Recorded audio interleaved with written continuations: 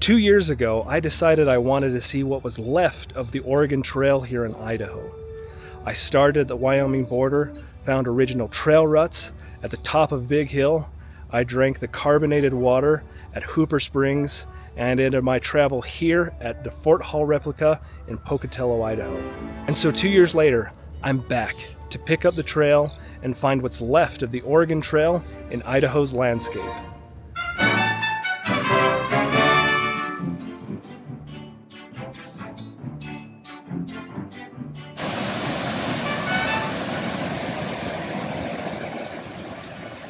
Two days travel from Fort Hall brought Oregon Trail pioneers to this spot, American Falls.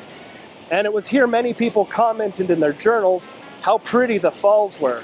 And it was also here where they had the opportunity to trade with the local native population for fish fished out of this part of the river.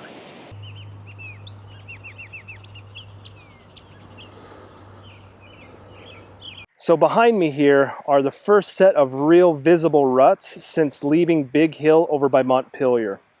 Now, with so many wagons crossing through here over a decade, it created a sunken road.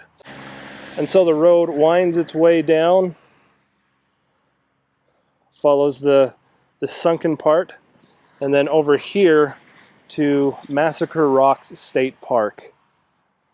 So we're now down inside Massacre Rocks State Park, and the Oregon Trail where we were is up here, and it came down into what's now the state park, and there's these big rock formations, and you can see they extend all the way out to the Snake River here. So on August 10th, 1862, the local Shoshone people used the rocks like the ones here behind me to hide and lay an ambush for a wagon train as it was passing through here. And they were led by the chief Pocatello, and they attacked this wagon train because they were fed up. They were fed up with the pioneers overgrazing the land as they brought through herds of sheep and cattle and horses. There had obviously been many disputes over the years along the trail, and it was a never-ending problem for the Shoshone. So they decided that they were going to put a stop to it and put a violent stop to it. And so they killed a bunch of people here on August 10th, 1862. And that led to another massacre that happened over modern-day Preston, which is called the Bear River Massacre. And in that event, it was the Army that ambushed the Shoshone and killed them on the banks of the Bear River.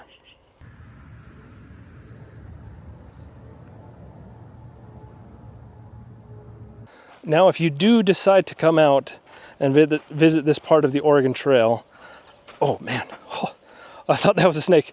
I was just gonna say I've seen 2 rattlesnakes since I've been here in the park. This one just happened to be a fat lizard, but rattlesnakes, and they scare me. So I'm here, it's June 12th, 2025, and so just keep an eye out for rattlesnakes at Massacre Rock State Park. Now here on the western edge of Massacre Rock State Park, there's a very personal piece of Oregon Trail history. It's a register rock. Now the rock has been preserved and protected by this gazebo and fence. But our sign here says, after their meals were cooked and their livestock grazed, early pioneers took time to record their presence on this and other rocks in the area. The land around Register Rock was a common camping area along the Oregon and California trails. It has been preserved by the Idaho Department of Parks and Recreation so that modern visitors may enjoy a landmark of the past. There's a lot of names. Let's see if I can just reach you over the fence a bit. So I can see August 20th, 1862, which would place that person here just before the massacre that happened just down the trail.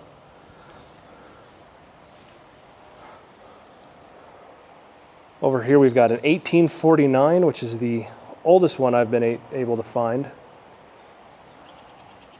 The dates are easy to decipher.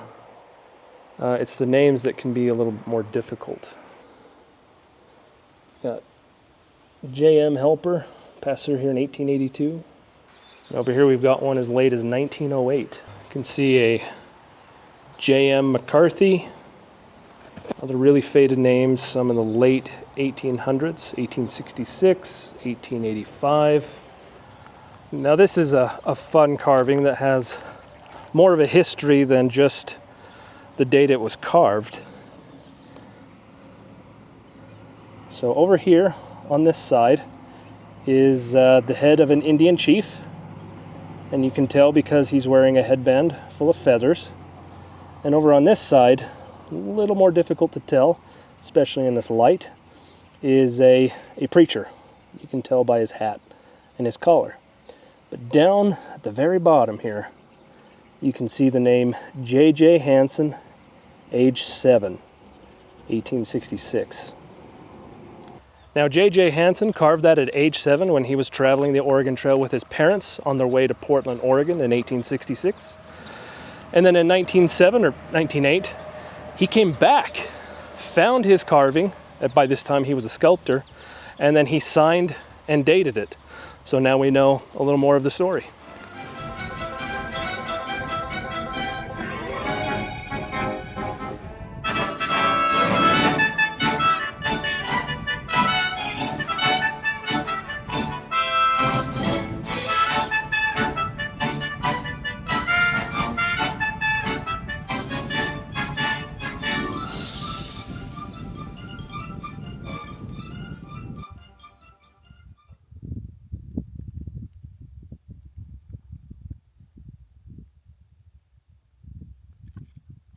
So I found another original section of the trail here, and what's really great about this part is that it's still so very clear to see in the landscape. You can see it pretty well behind me. What preserved this part of the trail is the fact that it's on Bureau of Land Management land. Public land, so it's publicly accessible. It is just not easy to get into here. You definitely have to have a high clearance vehicle. But what makes this part of the trail special is that you're walking in and amongst the sagebrush. You're experiencing it in a very sensory way. The smell of sagebrush is incredibly strong. It's hot. You can hear the whiny chirps of the insects around. And even as I've walked along the trail for a few minutes here, covered some of the same parts, the dirt I'm walking on is becoming very powdery, and so that would have made for a very uncomfortable and dust-filled trip. Just, you can easily see where just a couple wagons rolling over it would have kicked up a ton of dust, and it would have made for a miserable trip. It's also pretty warm out here today too, and it's June. A lot of people would have been traveling through here in late July or August, so it would be even hotter.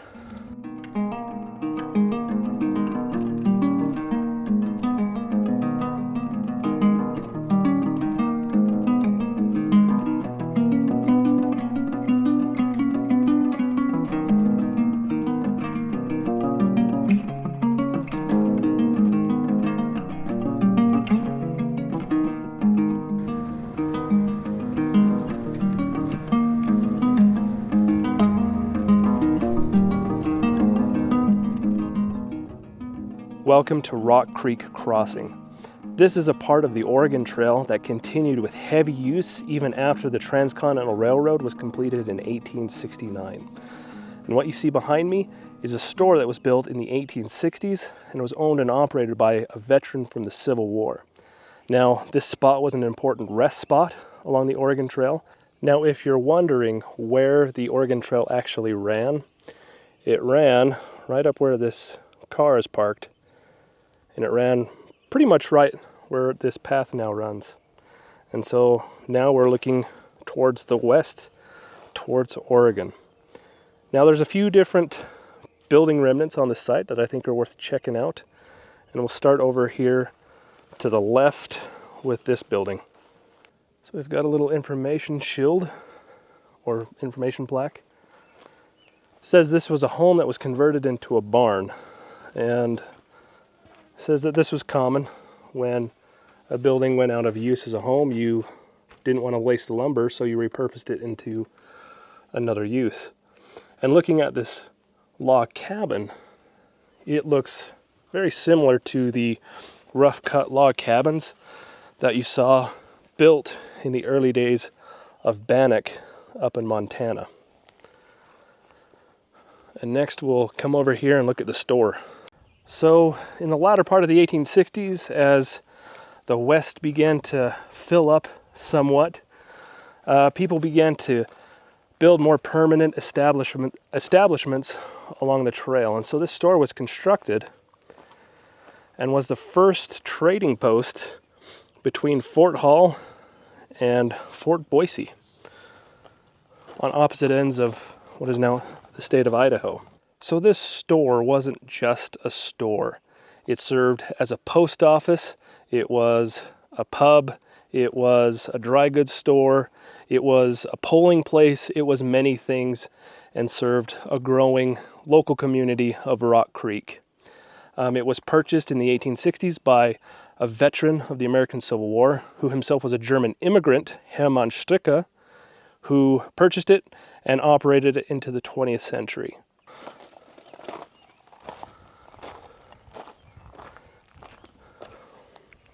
Looking behind us, we can see what a cellar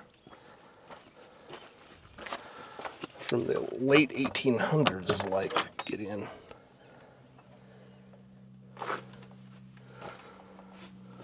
It's actually quite a lot cooler in here. And so this was the wet cellar where you kept your liquids. We'll go check out the dry cellar.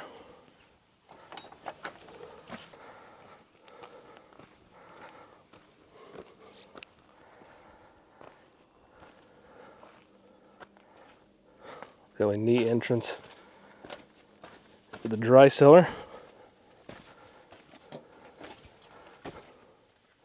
I'm blind as a bat coming from the right outside, but it is.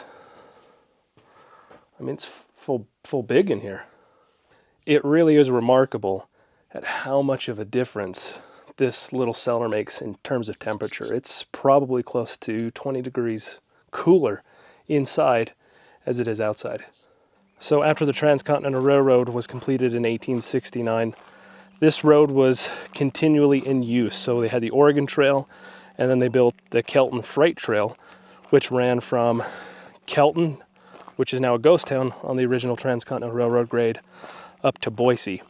And so this just was an important junction for people traveling north and south and east and west. And there's the Stricker family, Hermann Stricke, and his wife, they built a home here, and it's still here. This home stood on the side of a earlier home that was burned down. This home was initially constructed in 1900.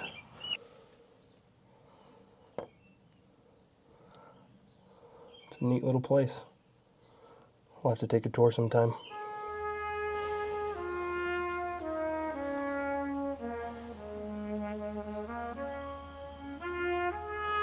This is the little cemetery of the Rock Creek Crossing and Station. These graves here, they really represent the many thousands of unmarked graves of people that were buried along the Oregon Trail that have been robbed and lost to time.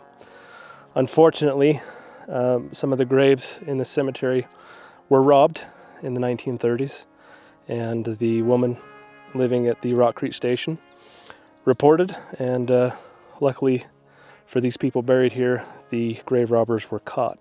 But it does raise a question I've wondered about, where so much of the original Oregon Trail is now under plow. It's on private land. Surely over the years, farmers, as they were plowing, would have found bodies, and I wonder, what did they do with them? Did they try and find the rest of the body and rebury them somewhere? Did they just keep it quiet? Kind of what happened to these bodies that were buried all along the trail here? And that's a question that I don't think we'll ever fully know the answer to.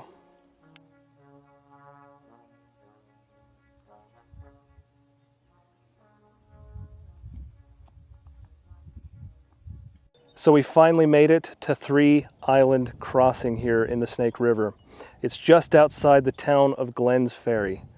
Now, people traveling on the Oregon Trail, they were up until this point on the south side of the Snake River. And by reaching this point, they had to make a decision. Were they going to cross here and carry on to Oregon on the north side of the Snake River? Or were they going to stay on the south side and meet up with the main trail again, more towards what is now the Idaho-Oregon border?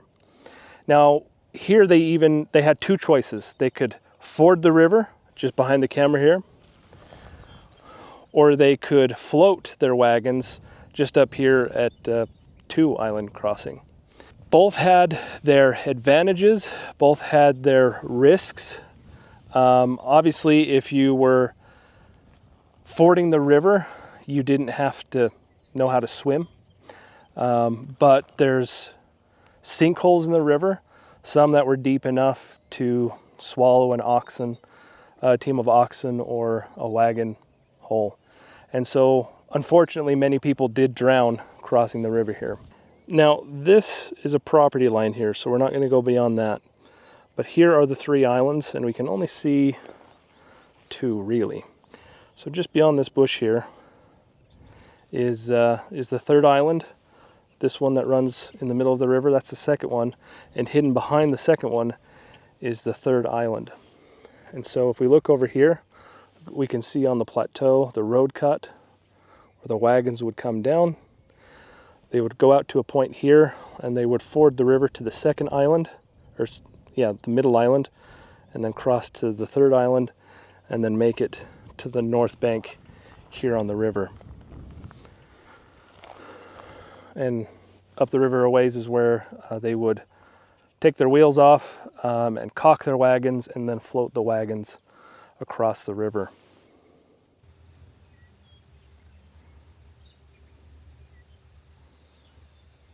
So if you were a pioneer who decided to cross the Snake River here at this point, you weren't just worried about losing your life or the life of your livestock, but you also had to worry about keeping your provisions dry, especially flour. People relied heavily on flour because it stored well, it stayed good for a longer period of time than a lot of other things, but once it's wet, it's ruined. And so getting flour and other dry goods across the river was also a huge concern for people, say nothing of their fear of dying. We come to one of the ferries for which the town, Glenn's Ferry, is named. So in the 1870s, after the glory days of the Oregon Trail were over, a ferry service was started. Because if you wanted to get goods from the east or the west of this point, the way to do it was to ship it on the Transcontinental Railroad, take it off at the now ghost town of Kelton in Utah, and then bring it on a stage or a freight wagon train up here, and you had to get it across the Snake River. And so this was the point. And so what's cool is you can see the cut here, and it's ferry shaped. And you can see the mechanism by which they pulled the ferry from one bank to the other. They had a winch system, which you can see here. And then over here on the banks, they had these points, I guess, hard points. I'm not sure what you'd call these, but we've got the one here with the remnants of the cable wrapped up around it. And there across the bank, it's just there, just across the bank. So although a ferry was not really active at this point in the river during the Oregon Trail days, it's still an important part of the history of this landscape. So for travelers who opted not to cross the river at this point and stay on the south side, they had to continue traveling along the top of those plateaus. And the Snake River was really the only source of water, so it made watering themselves and their livestock difficult, as they'd have to drive them down steep embankments often when they were already exhausted. And so a lot of animals did die on the journey from east to west. So the Oregon Trail wound its way through here, and then up to this point, and here's what they would have seen as they began their descent down to Three Island Crossing, assuming that they were going to cross. And so the main road is actually down here, but there's others that they used because companies would overtake each other, and there's a lot of people trying to get across at the same time. So depending on the path of the river, swiftness of the river, they would cross right here and then maybe go straight across, or they would cross to this island first, that island, and then to the other bank. But from this vantage point, you can really see why this looked like the best point to cross. Especially on this side of the bank, it looks really shallow. In fact, in some places it looks like you can see the pebbled bottom. It's the other side that's it's more of an unknown, but just a beautiful, beautiful view. From this point, you can get a really good contrast of what people would have seen in 1854. They would have seen this vista here, the sagebrush, the low plateaus, and then looking towards the river, we can see what modernity's done, settlement and irrigation. We've got emerald green fields, and it's just beautiful. But if you decide to come out and visit Glenn's Ferry and the Three Island Crossing here on the Snake River, looks like you can rent some cabins. This is a state park, and it's a really beautiful garden spot. On the other side of the facilities here is an interpretive center, which is closed. I've arrived too late, but you really can't beat this for peace and tranquility.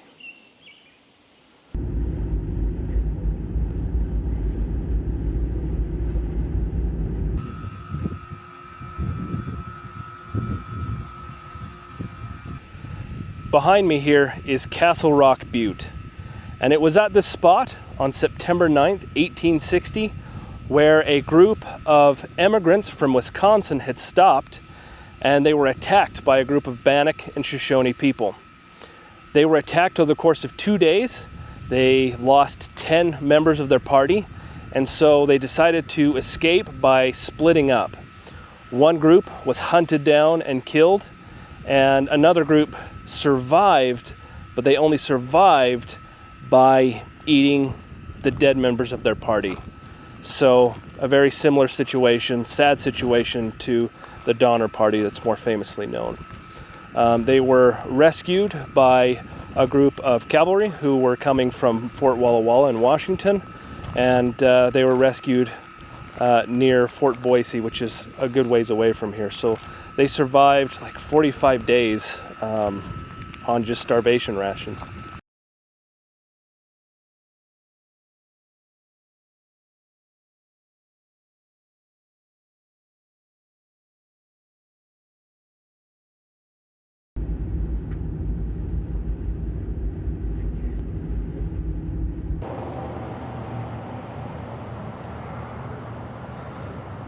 Well, as you can see, we've made it to Old Fort Boise, or at least the Old Fort Boise replica. So this is a replica fort, very much like the replica fort at Fort Hall. Unlike Fort Hall, though, this fort was not based on original plans that were found. It was built based on a report that was made while the fort was active.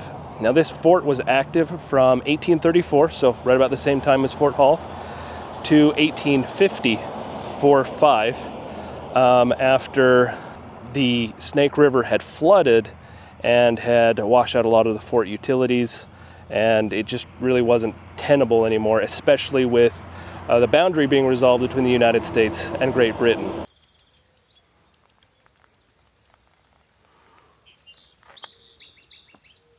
Well, we've made it. We're here at the confluence of the Boise and Snake Rivers. And just across the river there is Oregon.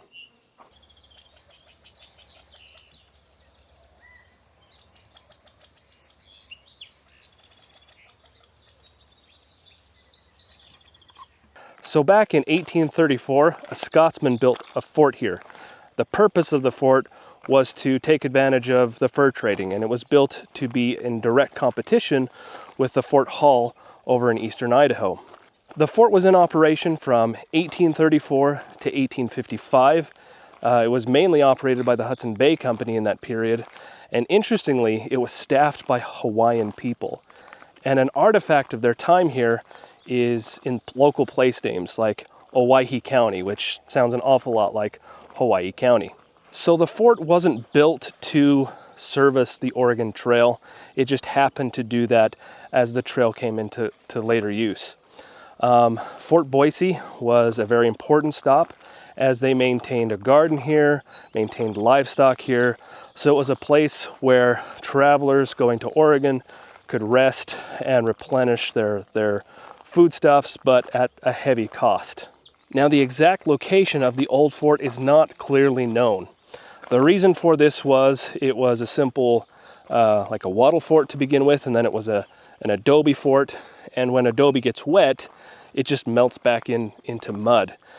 And in 1854, the Snake River flooded and took out a lot of the fort. They rebuilt some of it, but then gave it up just a year later.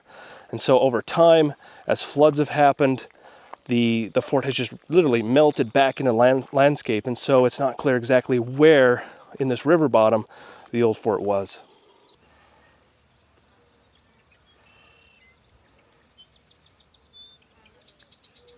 Two years ago, I set out to find what was left of the Oregon Trail here in Idaho. The first trip, I went from the Wyoming border, Big Hill, Soda Springs to Fort Hall. And then over the last couple days, I've gone from Fort Hall to Fort Boise on the Oregon border. And I found that there's quite a lot of the Oregon Trail left. A lot of it is publicly accessible. A lot of it has been changed and modified over time. But there's some parts, some very special parts that have been preserved just because they're so remote, even in today's world. And so I'd like to thank you for watching and joining me on this adventure across the Oregon Trail in Idaho. I hope to do more of these types of videos in the future, and I'll see you in the next one.